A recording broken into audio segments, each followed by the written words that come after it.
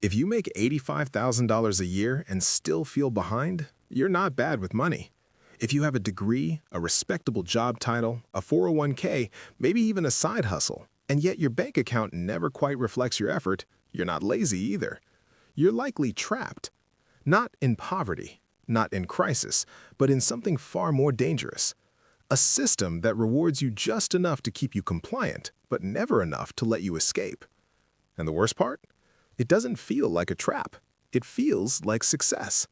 You wake up at 6:30, you check Slack before brushing your teeth, you commute, log in, attend meetings, answer emails, manage expectations. You're responsible, reliable, competent. You're the kind of person society says should be winning. But somewhere between student loans, rising rent, lifestyle upgrades, taxes, subscriptions, networking dinners, professional certifications, and you deserve it purchases, your income rises, your stress rises, your lifestyle rises. But your freedom? It stays exactly the same. My name is Eden, and today we're breaking down the silent psychological trap that keeps middle-class professionals working harder than ever while staying financially stuck. This isn't about budgeting hacks. This isn't about skipping lattes. This is about understanding the invisible forces shaping your decisions and why intelligent, ambitious people are often the easiest to trap. The illusion of progress. There's a reason this trap is so hard to see, because it feels like progress. You graduate. You land your first job at $55,000 a year. It feels massive. You upgrade apartments. You lease a nicer car. You start investing a little. 5 years later, you're at $82,000. You should feel secure, but somehow you don't. Why? Because your brain doesn't measure wealth in numbers. It measures it in comparison. Psychologists call this relative positioning. Your sense of financial success isn't based on what you have. It's based on how you rank compared to your peer group. And here's the twist. As your income rises, your peer group shifts upward too. At 55K, you compare yourself to college friends sharing apartments. At 85K, you compare yourself to coworkers buying homes. At 120K, you compare yourself to startup founders and tech managers clearing 200K. The goalpost moves, not externally, internally. And you don't even notice it happening. This is the first layer of the trap. You confuse income growth with wealth growth, but they are not the same thing. Income is what flows in. Wealth is what stays, and middle-class professionals are often optimized for the first, not the second. You were trained to increase income, degrees, certifications, promotions, performance reviews. You were never trained to build leverage. You were trained to climb ladders, not to own them. Let me tell you about Daniel. Daniel works in corporate marketing. Smart guy, MBA, makes $98,000 a year. On paper, he's thriving. But here's the breakdown. $1,900 rent, $620 car payment, $540 student loan payment, $700 health insurance and benefits deductions, $1,200 food, social life, and just living, $900 miscellaneous, subscriptions, travel, clothes, tech upgrades. He invests a little, he saves occasionally, but every month feels tight. And when his company announces layoffs, his chest tightens. Because beneath the salary, there's fragility. Daniel isn't poor, but he's not free either. He's what I call high-functioning financially dependent. Dependent on the next paycheck, the next bonus, the next promotion. Remove the job, and the structure collapses. Now here's where psychology deepens the trap. When Daniel got his raise from 75K to 98K, he didn't consciously inflate his lifestyle. It happened subtly. Better neighborhood, slightly nicer restaurants, higher baseline comfort. This phenomenon is called hedonic adaptation. Whatever used to feel like luxury becomes normal. And once something becomes normal, downgrading feels like failure. This is critical, because the trap isn't built on greed, it's built on identity. Your apartment isn't just housing, it's proof you're progressing. Your car isn't just transportation, it's reassurance you're not falling behind. Your spending isn't just spending, it's a defense against feeling stuck. So, as income rises, the psychological cost of lowering expenses rises too. And that's why middle-class professionals rarely feel rich, even when they're earning more than 80% of the country. The system doesn't need you to be broke, It just needs you to be dependent, productive, predictable, motivated by the next step, because as long as you believe the next promotion will fix everything, you won't question the structure itself. And that's where part 2 takes us, because income isn't the real trap. Security is. The security addiction. There's a question most professionals never ask themselves. What if the thing I'm chasing isn't freedom, but safety? Because safety feels responsible, it feels mature, it feels intelligent.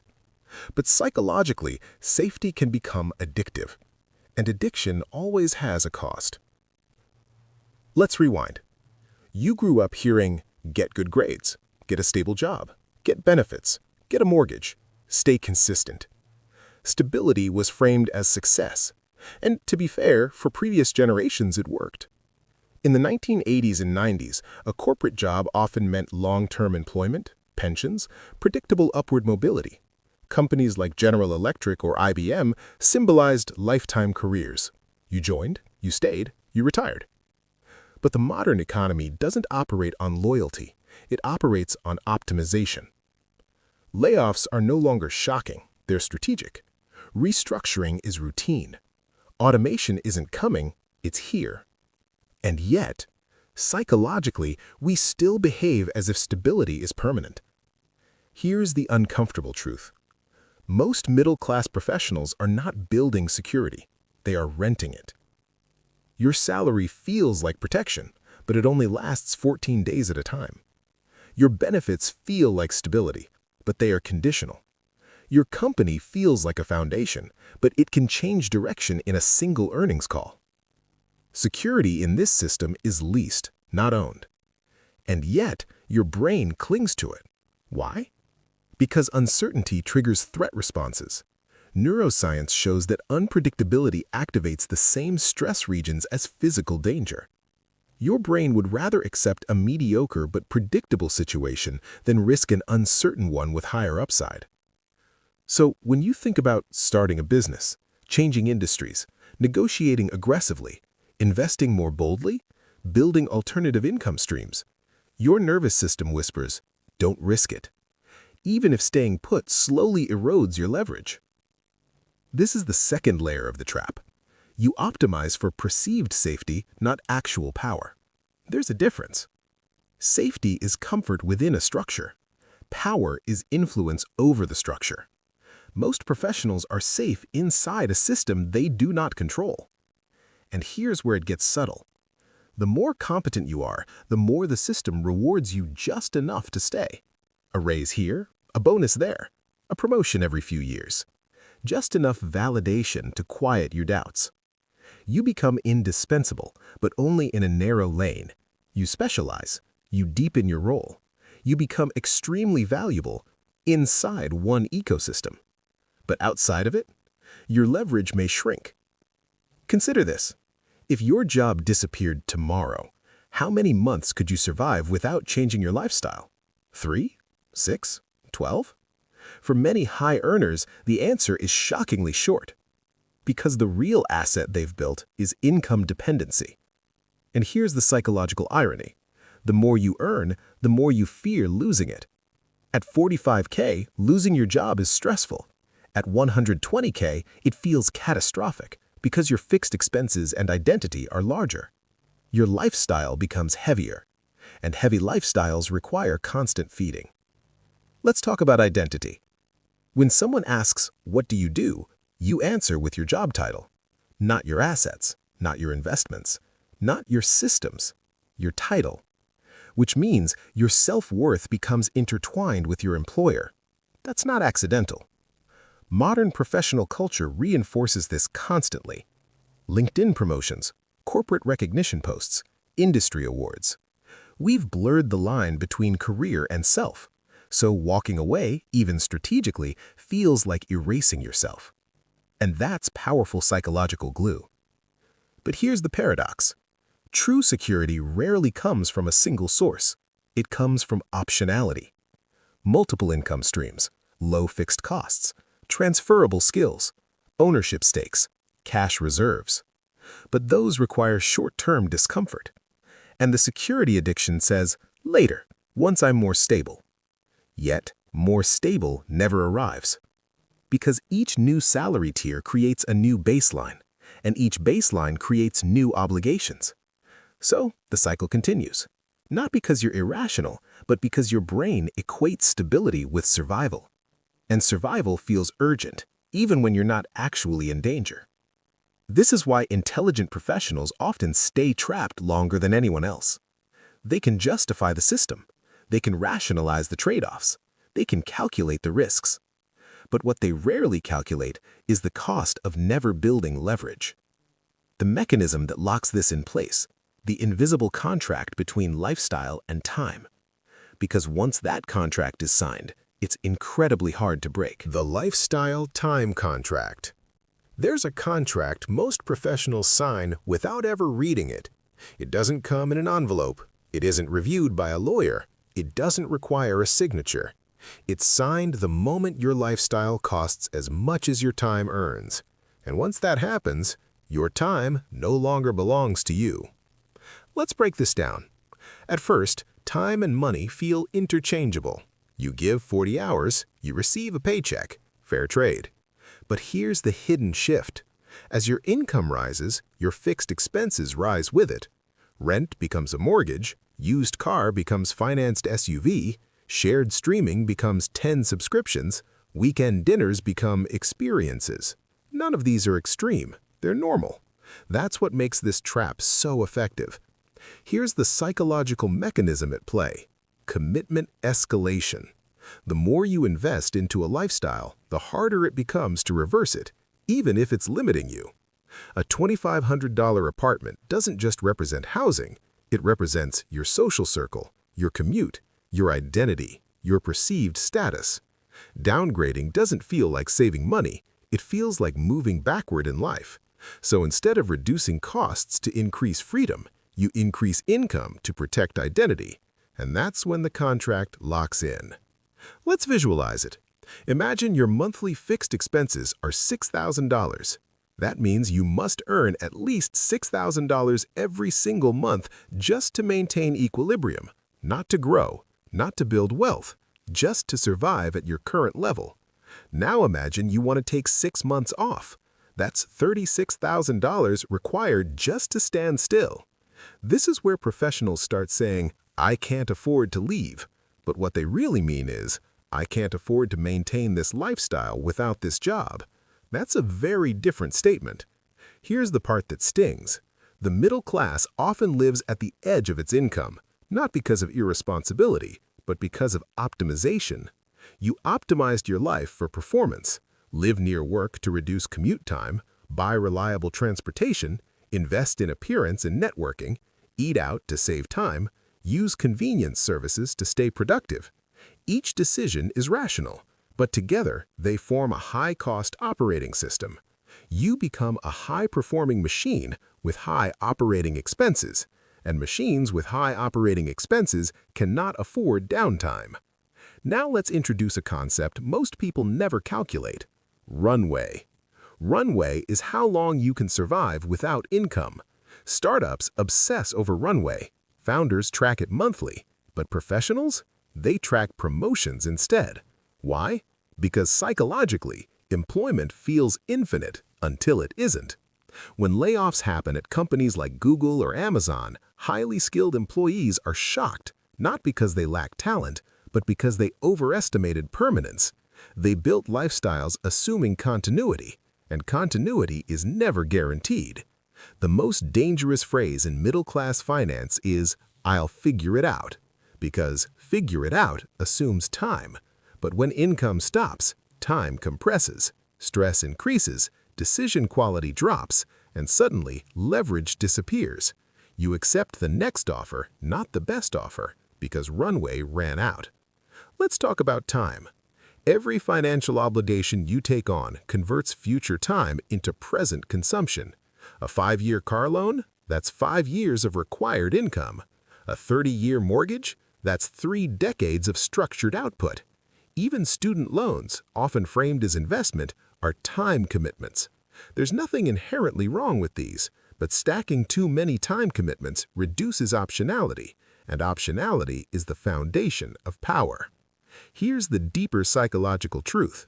Most professionals don't want luxury, they want relief. Relief from uncertainty, relief from comparison, relief from feeling behind. So they purchase stability, they finance comfort, they subscribe to convenience. And each purchase makes life smoother, but also heavier. Like adding armor. At first, armor feels protective. Over time, it becomes weight, and weight slows movement. The lifestyle time contract is silent. No one warns you when you cross the line from growth to dependency. It feels like you're upgrading, but what you may actually be doing is trading flexibility for appearance. And the system rewards that trade, because predictable consumers are predictable workers. So now we've uncovered 3 layers: the illusion of progress, the addiction to security, the lifestyle time contract. But there's one final piece, the most invisible layer, the one that explains why even when professionals understand this trap, they still stay in it. And it has nothing to do with money. It has to do with fear of social exile. The fear of social exile. Here's the part almost no one talks about. It's not the bills that keep you trapped. It's not the mortgage. It's not the car payment. It's not even the salary dependency. It's the fear of stepping outside the script. Because middle-class success isn't just financial, it's social. And humans will tolerate extraordinary stress to avoid social exile. Let's zoom out. In America, the professional path is more than a career trajectory. It's a cultural identity. College to corporate job to promotion to home ownership to retirement accounts. Deviation from this script doesn't just feel risky, it feels irresponsible. When someone leaves a stable job to build something uncertain, the first reaction isn't curiosity, it's concern. You're leaving benefits? But you worked so hard for that position. Is this really a smart move right now? The message is subtle but powerful. Stability equals virtue. Risk equals recklessness. So even if you intellectually understand the trap, emotionally you hesitate, because belonging is primal. Psychologists call this normative conformity. We don't just want to succeed, we want to succeed in ways that are socially approved.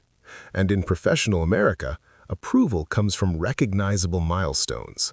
Job titles, company names, salary brackets, home purchases. When you say you work at a respected firm, maybe even one like Goldman Sachs or Microsoft, people nod. There's instant validation, no explanation required. But if you say, I'm building something, I'm restructuring my life, I'm cutting my expenses to buy back time, now you have to justify yourself. And justification is exhausting. So most people choose approval, even if it costs freedom. This is the deepest layer of the silent trap. The system is reinforced socially. Your peers are climbing too. Your LinkedIn feed is a highlight reel of promotions and funding rounds. Everyone appears to be accelerating. So slowing down feels like falling behind, even if slowing down strategically could increase your leverage long-term. And here's the twist. Many of the people you compare yourself to feel the same pressure. They're optimizing for appearance, just like you. A collective performance, no one wanting to blink first. So what breaks the trap? Not anger, not quitting impulsively, not rejecting ambition. It starts with redefining the scoreboard. Most professionals measure success in income growth, but income is only one dimension. A more powerful scoreboard includes runway, how long you can operate without income, fixed expense ratio, how heavy your lifestyle is, skill portability, how easily you can generate value elsewhere, asset ownership, what pays you without your direct time, and optionality, how many real choices you have. When you shift the scoreboard, your decisions shift. Instead of asking, how can I earn more, you start asking, how can I require less? How can I own more? How can I increase flexibility? That's when the game changes. This doesn't mean abandoning your career, it means using it strategically. Instead of inflating lifestyle with every raise, you expand runway. Instead of upgrading everything, you upgrade leverage.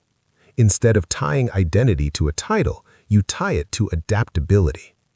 Freedom isn't a number, it's a ratio. The ratio between what you need and what you control.